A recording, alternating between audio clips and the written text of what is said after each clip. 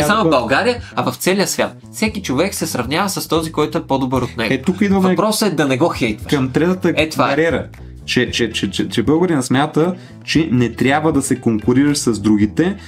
Това е капиталистическия начин на мислене. Аз лично предпочитам ние заедно, ти си финансист, аз съм предприемач. Герой срещу среда, нали? Срещу средата, да. Смисъл, примерно, ти си друг предприемач, нали? В България ние вместо да се конкурирам с тебе, защото си в същата ниша, да ти кажа, дай да си помагаме и да се опитаме да направим нещо по-добре за българската реалност, което много лесно може да се случи. Аз съм го правил много пъти, става, ако не вярвате. Това е защото ти искаш да помагаш на хората. Точно така.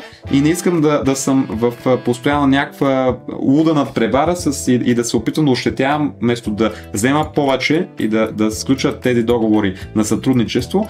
Аз да го смажа, да искам да го тъпча, защото има и такива играчи в България. Между другото, това е малко в менталитета на българина, за съжаление. Аз не съм такъв играч, но отчитам, че конкуренцията е нещо много важно, нещо много съществено и най-вече лоялната конкуренция, която за съжаление в България не е на огромна почит. Не е много лоялна.